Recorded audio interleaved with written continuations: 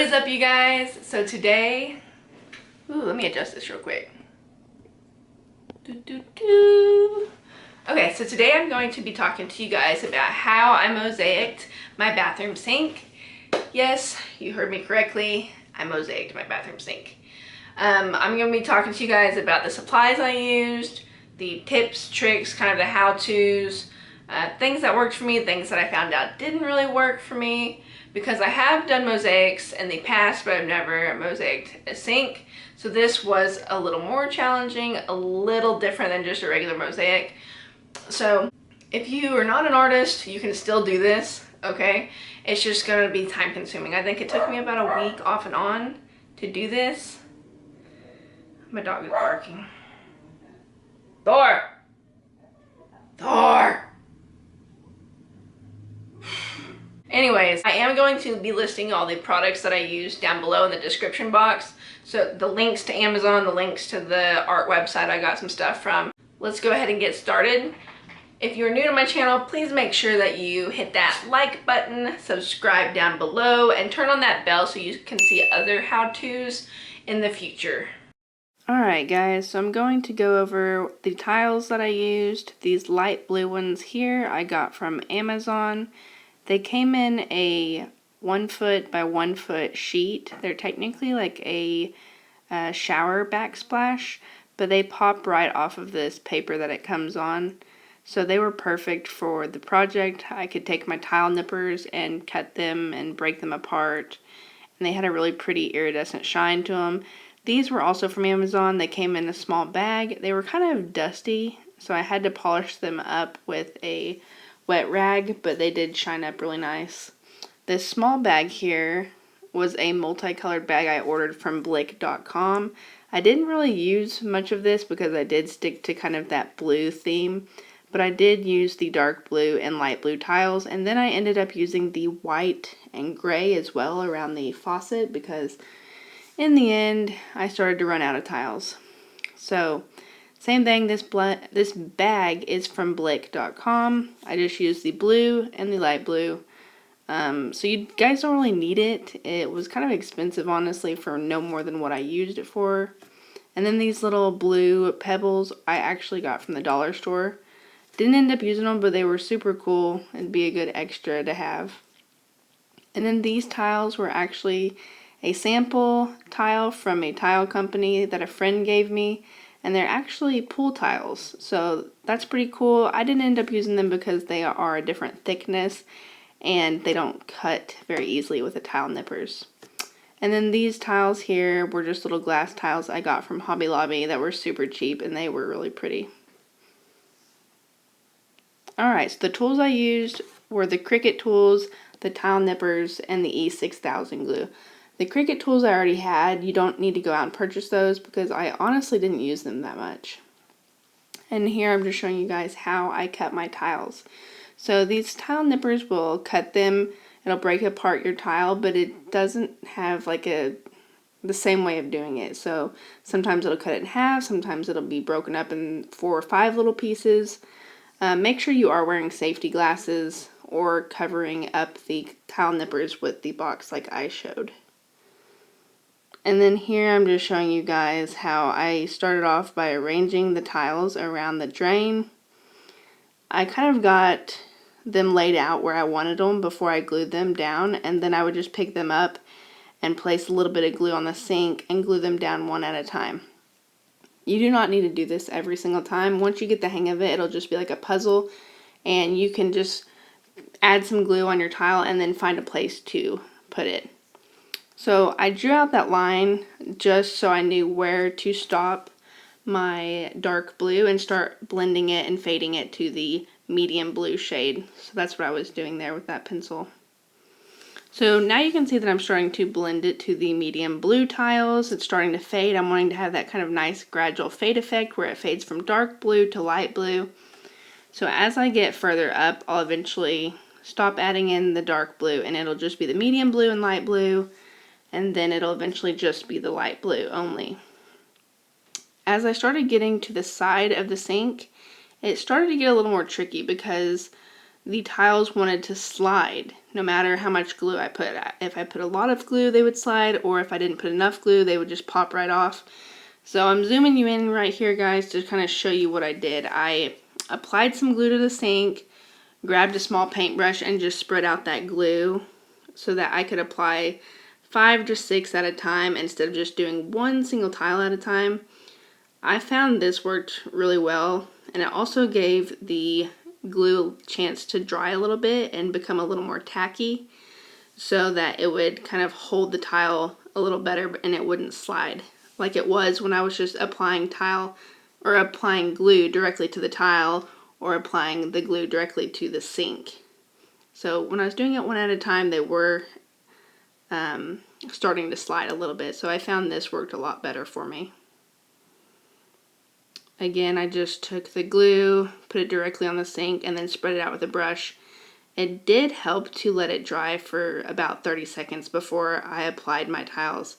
While I was waiting for the glue to dry, I would take my tile nippers and break up some of the tiles so that I had those ready to go.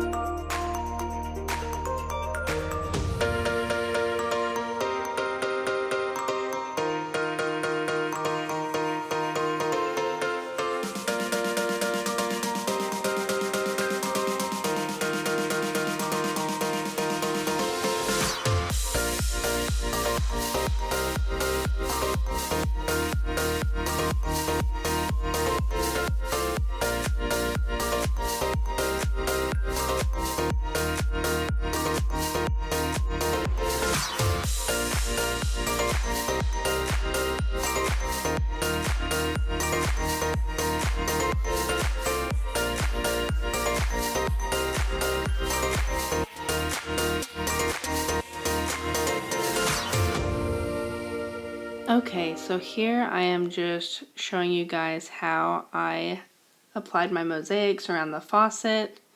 I did have to kind of improvise and do a pattern around the faucet because I was running out of my light blue tiles, which I ended up liking in the end because it gave the faucet a little more detail, made it stand out a little bit more, and I actually really like how it turned out with the different design and the different tiles I used.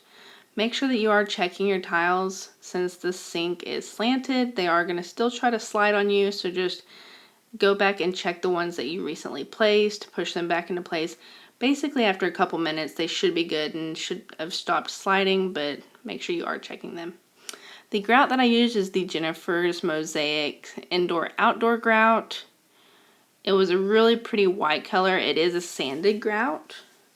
There are different grouts that are not sanded. You can even get your grout. I got mine from Amazon. You can even go to like Home Depot or Lowe's to get your grout. They have really good grouts there. Just make sure that you tell them that you want it really bright white, because some grouts are really kind of dirty looking if you don't get a nice grout. This one was bright white, just like I wanted, and it'll say right on the container how you need to mix it, like how much water to add. I think this grout called for a 1-to-3 ratio. So 1 part water, 3 parts grout, if I remember right. You'll just have to look at your container. And I mix mine until it's about the consistency of frosting or peanut butter. You can make it a little thinner. It'll just take longer to set up. So again, it was 10 o'clock at night when I was doing this. I didn't get gloves. You should probably get some gloves. It'll make it a lot easier on yourself, but I'm improvising here with a spoon, spreading out the grout onto my tiles, And then I'm just going over it with a sponge brush to smooth it into all the creases. But gloves would definitely be easier. I think I ended up just using my hands without gloves because I wasn't about to go get gloves from Walmart at 10 o'clock at night. So I just kind of chanced it, and I didn't have a reaction or anything. I'm sure people with sensitive skin probably don't want to do that, but it just made my hands kind of dry. So if you're brave, I guess you can do it without gloves. But anyways, the foam brush it worked good for a little bit until I got impatient, and then I just started using my hands.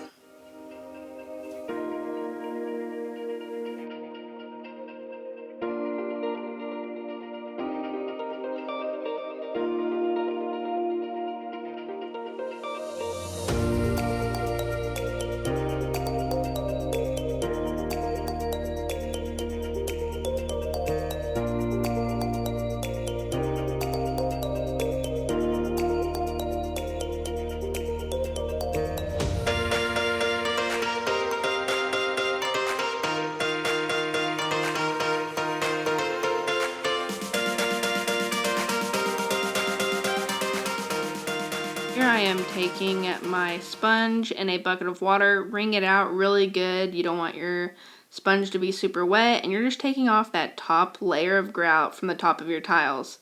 I went kind of back and forth between a sponge and a paper towel. It's not going to be perfect. I took off like the excess, and then 30 minutes later after it's had some time to dry, I came back, wiped it again with a paper towel, and then maybe like an hour or two later, I came back one more time to finish polishing it up. So the grout sealer I used, I wasn't going to use, but then I thought, well, I better, because it is going to be kind of high traffic area. It is going to have water running on it every single day, so why not? It was $7-8 from Ace. So I just took the grout sealer, brushed it all over the grout, and I did this 3 times, and I think it definitely helped. It was worth it. You gotta let it set for 5 minutes and then wipe off the top of the tile. And then I think you can do it every hour. So this is the finished product, guys.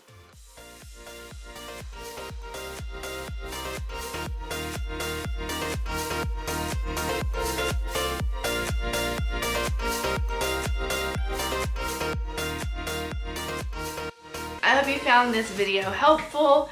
If you did, please give it a thumbs up. If you have any questions, comment down below. Don't forget that the products I used are all in the description box with links below. Go ahead and check those out. I think they'll come in pretty handy. If you want to see more videos like this in the future, don't forget to subscribe. Again, turn on that bell so you do get notified, and I'll see you guys next time.